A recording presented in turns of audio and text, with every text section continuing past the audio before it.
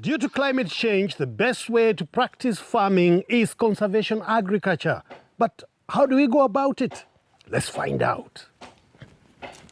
I went to do kibarua in someone's farm and I got finances. Then I was able to plow. They have an acre. I bought seeds. I started with that half an acre. And from that answering, it's when I met with Mr. Tegemeo. We discussed and he told me I'm a suitable farmer. And he had an interest to assist me to farm more. And from that and half an acre, Tegemeo promised to be giving me seeds and chemicals so that I could manage my farming. And from there, with Tegemeo, he normally gives me certified seeds and chemicals. And when I harvest, I sell all my ins to him.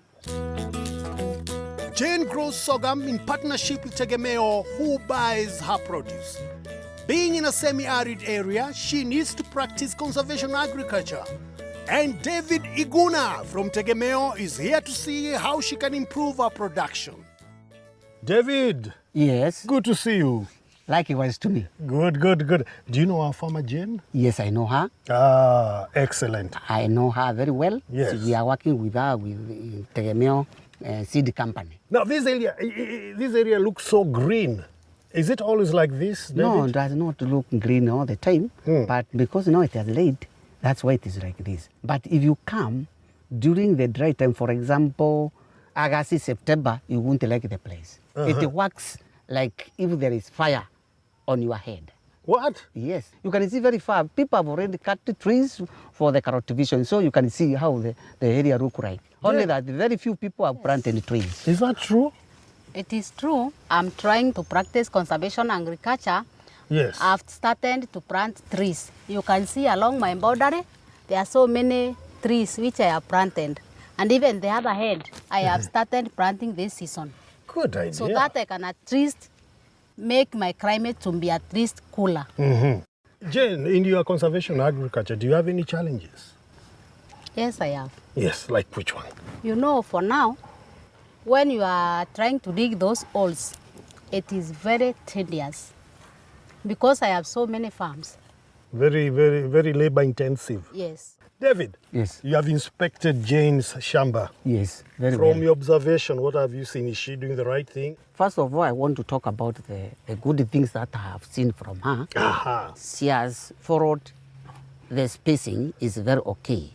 The problem that I have found with her is that the number of the seed in the holes should not be the way they are. It should be maximum 2 to 3, that's all. How many do you put in one hole? 3 to 4. Any reason for that? You see, when you are trying to put, some will go 4, others 3, because these things, they are very tiny. So it's by mistake? Yeah, it's by mistake. I thought it was insurance in case one doesn't germinate. No. You know, we normally plant certified seeds. So we know every seed will germinate. Other thing that I have realized is that she works very tirelessly because she digs the holes. Those are shapes. But there is this reapers, as she has said. Being an expert, just consult me. I will give you one. If you have a bull, then that exercise will be very easy. So, Jane, you have a bull? Yes, I have 2 of them. You have 2 bulls? Yes. And how many reapers do you have? 6. Yeah, case solved. I will have to see him in camera. In camera. That can help. Right. Okay. So now, where were we? What else have you seen? What I have also seen, please, when you weed for better production, you do the second weeding. The crop will do well. That is the thing that. How do you control your weeds? With the herbicide and digging manually. If she had done enough mulching, this weed, the weeds for the second time, she would not have done it. The expert went on to say that if Jane had left enough farm residue from her last harvest from the shamba, she would have used them as mulch. This would prevent the weeds from growing and she would not need to do a lot of weeding. Any other advice you'd like to give our farmer and farmers in general? Yes. The sorghum, the nutrients is using from the soil is not the same nutrients houses is using. So to retain the fertility from your Shamba, please use crop rotation in your farm every season. Jane practices conservation agriculture. She digs pits to plant her sorghum. The expert suggests minimum tillage using a ripper.